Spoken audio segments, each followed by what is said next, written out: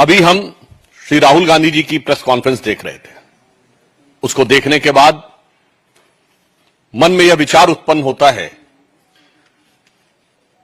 कि गंभीरता और समझदारी क्या कांग्रेस के चरित्र में ही नहीं है? चुनाव के उपरांत यदि वो प्रेस कॉन्फ्रेंस में आए थे तो हम लोगों के मन में यह विचार था कि शायद वो जो उन्होंने गारंटी कार्ड्स दिए थे, अब अनेक राज्यों में उनकी सरकारें हैं, उन्हें ध्यान रखना चाहिए कि वो सिर्फ विपक्ष में नहीं है, अनेक राज्यों में सत्ता में है और कई राज्यों में बहुत प्रबल और प्रचंड बहुमत के साथ सत्ता में है। तो उनमें क्या वो करने जा रहे हैं या करना प्रारंभ कर दिया, उसके बारे में बताएंगे। वो हजारों माताएं और बहनें जो कि इनके उस गारंटी कार्ड के छलावे में आकर ठगी गईं और उत्तर प्रदेश से लेकर कर्नाटक तक के वह चित्र दिखे, कम से कम उनके प्रति कुछ संवेदना व्यक्त करेंगे, कुछ कहेंगे कि खटाखट कुछ उनके अकाउंट में आने वाला है, 8,500 नहीं कुछ 6,500 ही देने की बात करेंगे। उसका ऐसा कोई उत्तर नहीं दिखा। शायद वो ये बताएंगे कि अपने अपने राज्यों में क्या वो डीजल और पेट्रोल प्रोडक्ट्स के दाम कम करने जा रहे हैं। इसके विपरीत कर्नाटक में दाम बढ़ते हुए दिखाई पड़े। और तो और इस प्रकार के समाचार भी आए कि कैसे कौन कौन सी कंसल्टिंग कंपनियों को करोड़ों रुपए के कॉन्ट्रैक्ट दिए गए थे कि किस ढंग से ये सो कॉल्ड गारंटी कार्ड्स जो हैं इनका उपयोग किया जा सके जनता के बीच में प्रचार या यूं कहें भ्रम फैलाने के लिए। ऐसा भी कुछ दिखाई नहीं पड़ा। तो हम ये पूछना चाहते हैं कि महोदय, अब आप और आपका इंडी गठबंधन जो अनेक राज्यों में सत्ता में है, कम से कम अब जिम्मेदारी के रूप में कोई सरकार की तरफ से कार्य के बारे में बताएगा या नहीं? उसके विपरीत हमें इस विषय को लेकर कष्ट हुआ कि नीट परीक्षा के मुद्दे के ऊपर जब सरकार पूरी तरीके से सतर्क है,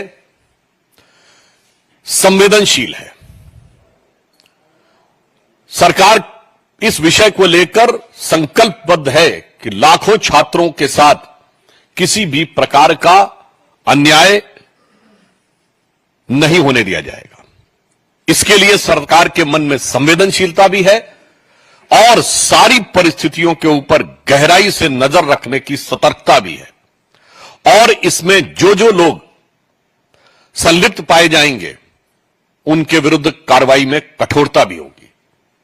परंतु यह विषय सर्वोच्च न्यायालय में विचाराधीन है, तो सरकार अपने उस संवैधानिक दायित्व को भी भली बात ही समझती है कि जो जो न्यायालय का निर्देश होगा उसके अनुसार जो भी प्रभावी कार्रवाई होगी वह सरकार करने के लिए पूर्णतः संकल्पबद्ध है। परंतु यदि विपक्ष के नेता के रूप में कोई ऐसे लोग राहुल गांधी जी आकर कहें, जिसे अगर सामान्य शब्द में कहा जाए कि तीसरे अटेम्प्ट में, थर्ड अटेम्प्ट में भी जो थर्ड डिवीजन नहीं पास हो पाए, अर्थात 100 सीटें भी नहीं पा पाए, वो आकर अपने को मेधावी छात्रों का प्रतिनिधि घोषित करने का प्रयास करें और जब यह विषय न्यायालय के विचाराधीन है तो न्यायालय के विवेक से ऊपर अपना विवेक दिखाने का प्रयास करें, तो यह साफ साफ लगता है कि उन्हें लाखों छात्रों के भविष्य के साथ कुछ लेना देना नहीं है। उन्हें सिर्फ इस विषय के ऊपर अपनी राजनीति करनी है, ठीक वैसे ही जैसे राजस्थान में 1.5 दर्जन के लगभग पेपर लीक के मामले हुए थे।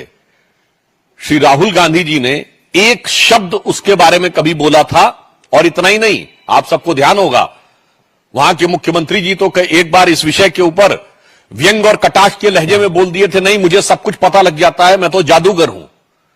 इस प्रकार के बयानों के बारे में, असंवेदनशील बयानों के बारे में भी कोई टिप्पणी न करना बहुत दुखद नजर आता है। इसलिए हम कांग्रेस पार्टी से कहना चाहेंगे कि अब चुनाव समाप्त हो गए हैं। अब आप जहां सरकार में हैं, जिम्मेदारी निभाइए और बताइए कि केंद्र की सत्ता आपको नहीं मिली है, राज्य की जहां सत्ता मिली है, आप अपनी अपनी सो कॉल्ड गारंटी में क्या पूरा करने जा रहे हैं।